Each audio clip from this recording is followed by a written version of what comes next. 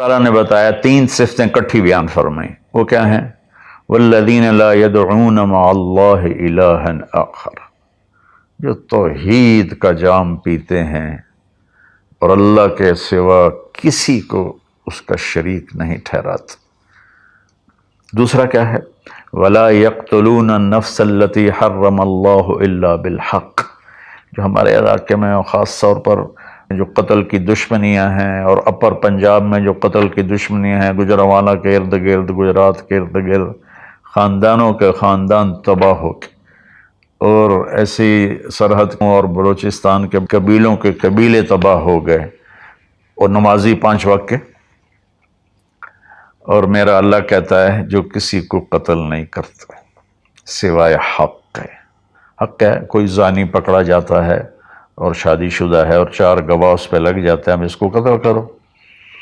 اور کوئی جنگ ہے کفر اور اسلام کی، جب اس جنگ میں جب سامنے آئے لڑائی کرنے والا اسے قتل کرو۔ لیکن جیسے آج کل ہمارا ماحول ہے کہ قتل قتل قتل قتل، بھائیو اللہ کہہ رہا ہے جو میرے بندے ہیں نا وہ کسی کو ناجائز قتل نہیں کرتے۔ تیسرا کیا فرمایا؟ ولا یزنون، زنا نہیں کرتے۔ زنا کیسے پھیلتا ہے؟ بے حیائی سے، جو چند دن پہلے میں نے بات کی تھی، تو کچھ لوگوں نے برا منایا، باقی تو اکثر نے ایکسیپٹ کیا۔ زنا بے حیائی سے پھیلتا ہے۔ اللہ کہتا ہے قل للمؤمنین یغضوا من ابصارہم ویحفظوا فروجہم، ایمان والوں سے میرے محبوب کہو کہ آنکھیں نیچی رکھیں اور زنا سے اپنے آپ کو محفوظ رکھیں۔ سیم آیت وَقُلْ لِلْمُؤْمِنَاتِ يَغْضُضْنَ مِنْ أَبْصَارِهِنَّ وَيَحْفَظْنَ فُرُوجَهُنَّ، اور ایمان والی عورتوں سے کہہ دو کہ اپنی نظریں نیچی رکھیں اور اپنے آپ کو اس فحاشی اور بدکاری سے بچائیں۔ انسان جذبات کا پتلا ہے، اس کے سامنے جب بے حیائی ہوگی تو وہ یقیناً اس کے غلط جذبات ابھریں گے۔ اس لیے میرے اللہ نے، میرے نبی نے ہمیں ایک پاکیزہ اور حیا والی شریعت عطا فرمائی، اور اللہ کا فضل ہے امت کے اندر کہیں حیا چھپا ہوا ضرور ہے۔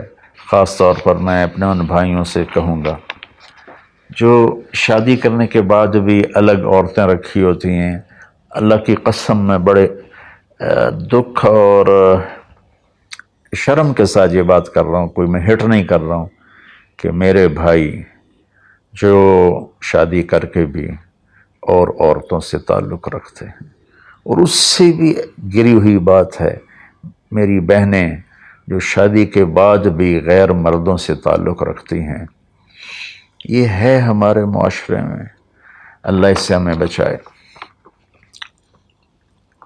تو پھر آگے اللہ کہتا ہے اگر تم نے یہ کام کیا وَمَن يَفْعَلْ ذَلِكَ، اگر تم یہ تینوں کام کرو گے، زنا کرو گے، قتل کرو گے، شرک کرو گے، يَلْقَ أَثَامًا، بہت بڑا گناہ ملے گا، يُضَاعَفْ لَهُ الْعَذَابُ يَوْمَ الْقِيَامَةِ، بہت بڑا عذاب ہوگا، وَيَخْلُدْ فِيهِ مُهَانًا، اور ہمیشہ اس میں رہنا پڑے گا۔ لیکن إِلَّا مَن تَابَ، سوائے اس کے جس نے توبہ کر لی، وَآمَنَ، اور ایمان لایا، وَعَمِلَ صَالِحًا، اور اس نے اچھے عمل اختیار کیے۔